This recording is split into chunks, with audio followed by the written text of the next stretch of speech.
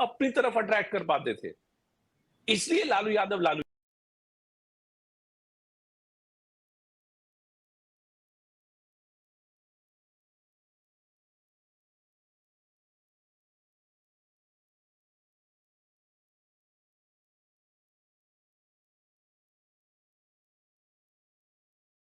यादव बने।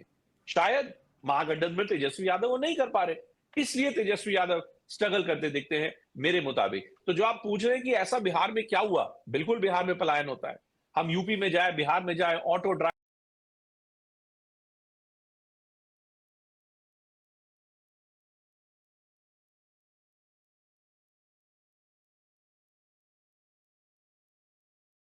उबर ड्राइवर, ओला ड्राइवर ज्यादा से ज्यादा आपको यूपी और बिहार से दिखते हैं।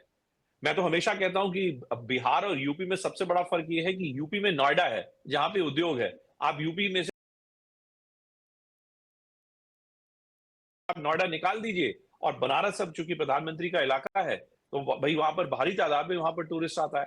अगर नोएडा और बनारस यूपी में ना हो तो यूपी का भी कोई कोई बहुत भारी कोई शख्सियत वजूद ना बचे। लेकिन कहां है बिहार में? भाई बिहार में भी तो गया है, बिहार में भी पटना है, भागलपुर है, सब है बड़े शहर। लेकिन कुछ बात, कुछ औद्योगिकरण को लेकर बात बिहार में नहीं बनती। तो बचता क्या है? बचता यह है कि साहब मुझे सेफ्टी चाहिए, मुझे सिक्योरिटी चाहिए। वो सेफ्टी और सिक्योरिटी के मापदंड पे नीतीश कुमार का विपक्ष के पास कोई जवाब नहीं है। इसलिए नीतीश कुमार नीतीश हैं और इसलिए नीतीश है अपने आप को बार बार सुशासन बाबू करके बना रहे हैं। बट अवनीश, बड़ी इंटरेस्टिंग मैं एक डेवलपमेंट देख रहा हूं कि जो जो जो जेडीयू का जो ट्विटर हैंडल है, जो भी उनका कंटेंट क्रिएटर है, मुझे लग रहा है कोई आपका हमारा कोई पूर्व साथी होगा, क्योंकि एकदम न्यूज की परिभाषा में वो ट्वीट्स डाल रहे हैं और उन्होंने डिक्लेयर कर दिया है कि अब की बार जनता दल यूनाइटेड की सरकार है। मैं तो ये देख रहा हूं कि अगर जो सीटें जो आ रही हैं जेडीयू की, अगर मान लीजिए सिंगल लार्जेस्ट पार्टी जेडीयू बनती है तो जेडीयू का है वो बीजेपी का उप मुख्यमंत्री मानेगी अब की बात, या मानेगी भी तो कहेगी भाई उसको बनाओ जिसको हम चाहेंगे। ये संजय झा और ये नहीं लोग नहीं जो कि नहीं, बीजेपी भूपेन की जी supposedly लीडर हैं, नहीं आप देखिए कि भूपेन जी, अभी यहाँ तो रिजल्ट नजर आ रहा है। ये जो रिजल्ट नजर आ रहा है, जो हम देख पा रहे हैं कि जेडीयू 77 और बीजेपी 65 सीट पर आगे है और आरजेडी 60 और कांग्रेस 17 पे, एलजेपी 13 पे। अभी तो सरकार किसकी बनेगी, सरकार किसके साथ बनेगी, इस पर तो अभी चर्चा हो नहीं रही है। हम ऐसा नहीं मान सकते हैं पूरी तरीके से, जिस तरीके से जेडीयू ने, नीतीश कुमार ने बीजेपी को लगातार पूरे कैंपेन में निगलेक्ट किया और उसी निगलेक्ट करने का उनको फायदा मिला। उसी निगलेक्ट करने का उनको फायदा मिला कि वो सबसे बड़ी पार्टी बनने की तरफ अग्रसर हो रहे हैं। और बीजेपी के नेताओं से वो इलेक्शन खत्म होने के बाद से मुलाकात भी नहीं कर रहे हैं। तो गठबंधन किधर जाएगा, सरकार कौन बनाएगा? मुख्यमंत्री तो देखिए, पहले से हम लोग ये बात कह रहे थे कि नीतीश कुमार ही बनेंगे, चाहे इधर बने या उधर बने। कल भी हम लोग डिस्कस कर रहे थे तो इसी मुद्दे पर डिस्कशन चल रहा था कि भाई मुख्यमंत्री तो नीतीश कुमार को ही बनना है, ये बात तो सही, लेकिन इधर बनेंगे कि उधर बनेंगे? देश में ये दिलचस्प बात आप कह रहे हैं सर, जो आप ये कह रहे हैं ना कि दोनों ट्वीट्स की बात, वास्तव में वो ट्वीट्स दोनों देखने लायक है दर्शकों के, किस तरीके से कि बिहार है तैयार और फिर से आ रही है नीतीश जी की सरकार। तो ये बहुत क्लियरली उनका हैंडल कह रहा है। और दूसरा, आज बकवास नहीं विकास जीतेगा। अभी बकवास किसको कह रहे हैं ये भी, आज बकवास नहीं विकास जीतेगा और आज बिहार जीतेगा, ये स्लोगन है। तो बहुत दिल्ली में बैठे हुए जितने पत्रकार थे सर, दिल्ली मीडिया जो है परम मित्र वो जी सर। नहीं, मैं तो कह रहा था ये बिहार के लाल और हम सबके मित्र यशोवर्धन आजाद जी भी जुड़ गए हैं, तो यशो जी से पूछते हैं।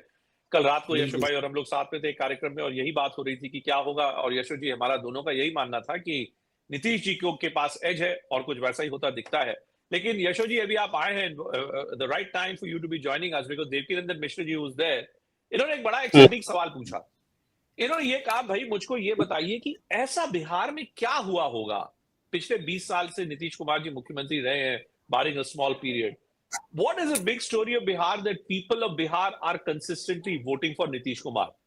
And if I may add to this, are people of Bihar voting for Nitish Kumar, or are people of Bihar giving this message that look boss, we will not accept this Muslim Yadav combo of Rashtriya Janata Dal. Call it Jangal Raj or whatever in some form.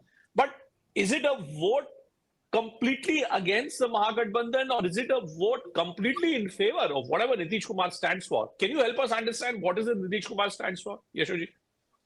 I think पहली बात तो ये है कि लोगों ने कभी नहीं भूला है वो जंगल राज, और वो जो एक लेबल चिपक गया है महागठबंधन के साथ, क्योंकि दोनों साथ में हैं, वो लोग कभी नहीं भूलते। और जहां तक व्यक्तित्व का सवाल है, चीफ मिनिस्टरशिप का सवाल है, मेरे ख्याल से मैंने कल भी कहा था कि नीतीश के सामने कोई ऐसा लीडर है ही, न तो बीजेपी ने किसी को प्रोजेक्ट किया है, न तो कांग्रेस ने किसी को प्रोजेक्ट किया है, उनके सामने सिर्फ तेजस्वी यादव है।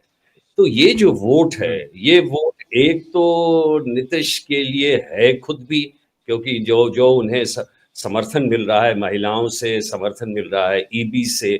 और एक बात और है, पहले एक चर्चा हुई थी कि युवा वर्ग जो है शायद तेजस्वी के लिए जा रहा है, लेकिन जो पढ़े लिखे युवा थे उन्होंने यहाँ तक कहा कि नहीं, जहाँ तक, क्योंकि हमारी जो मांगे हैं वो सीमित नहीं है कि भाई आप 2 नौकरी यहाँ लगा दीजिए और 3 नौकरी वहाँ।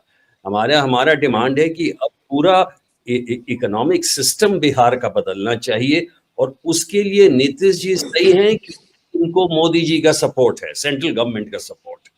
तो इसलिए मैं समझता हूँ एक बहुत ही जो महत्वपूर्ण तबका है उसने नीतीश को इसलिए वोट दिया है कि कम से कम इसमें हमारी नौकरी चाकरी बिजली सड़क सामान्य तरीके से चलती रहेगी, नंबर 1। और नंबर 2, दूसरे तरफ उस जंगल राज को कभी नहीं भूले। ये नहीं सही है कि मंगल राज आ गया नीतीश जी के समय में, कुछ भी नहीं हुआ है ऐसा। हाँ, और एक चीज और जरूर कहूंगा, जो सबसे गलत बात हुई इस इलेक्शन में, 15,000 रुपए आप किसी भी तरह नहीं बांट सकते किसी भी इलेक्शन में, चाहे उसको आप जामा पहनाएं कि पहले से आपने किया है और वो चल रहा है, लेकिन ये बिल्कुल ही गलत है। और उसे जरूर फायदा हुआ, गरीब जो महिलाएं हैं उनको बहुत फायदा हुआ। तो मैं समझता हूं कि आधा वोट तो नीतीश के लिए इसलिए है क्योंकि मजबूरी है, और आधा वोट इसलिए है कि वो नहीं चाहते थे किसी और को। लेकिन अंत में एक चीज जरूर कहूंगा कि ये बड़ी दुखद बात कि 20 साल के बाद भी अगर कोई बदलाव आया है तो वही स्थिति के लिए बदलाव आया। ये बहुत ही बड़ी दुख की बात है बिहार की, बिकॉज बिहार की जो अंततः स्थिति रहेगी वो वही रहेगी, इसमें कोई फर्क नहीं आएगा। अभी बिजली सड़क मकान है, बाद में मकान सड़क बिजली आ जाएगी। नहीं, लेकिन मुझे यशोजी जरा ये बताइए, let's you made 2 important points. One, you say by cash distribution is wrong, okay? Yeah. And second, you're saying despite this victory, it's like celebration of a loss. That Bihar is lost, and still you're celebrating that loss. Now, my point is that industrialization, development, nothing happens overnight. And you yourself, on squirrels.in, मैं अपने सभी दर्शकों को, because this is a broadcast which is going, I have great pride in announcing this. We're reaching out right now to almost 3 million people across India right now. यशो जी ने अभी programme हमारे squirrels.in पे किया था, यशोइज्म उनका बहुत पॉपुलर और बहुचर्चित प्रोग्राम है, where he was speaking to 3 topmost Bihar citizens. And उसमें एक शख्स ने ये बात रखी कि साहब ये बताइए कि बिहार में इंडस्ट्रियलाइजेशन इससे नहीं हुई चूंकि वहां पे जमीन अधिग्रहण नहीं होता है। जमीन अधिग्रहण इससे नहीं होता है बिकॉज जमीन अधिग्रहण हमेशा एक पॉलिटिकली कंटेंशियस सब्जेक्ट होता है। नीतीश बाबू उसमें जाना ही नहीं चाहते। अब after 20 years, right? After 20 years, if people of Bihar are saying that when it comes to employment, when it comes to industrialization, we'll go to Gujarat, we'll go to Delhi, we'll go to Maharashtra, we'll go to Karnataka. What do we want in the state of Bihar? We only want, better roads, direct connectivity to my village from, let's say, the major urban centers, electricity, and a general sense of safety. क्या बिहार को समझने के लिए यशो जी ये जो 3 मापदंड हैं, क्या इसी पे जीविकोपार्जन, livelihood should only be restricted on these three fronts and these 3 parameters? Oh, this is very unfortunate. I mean, if you look at Nitish's rule in the last 20 years, in the first 5 years, yes, the money was spent correctly on the budget. And as you rightly said, it was invested in infrastructure. But Nitish has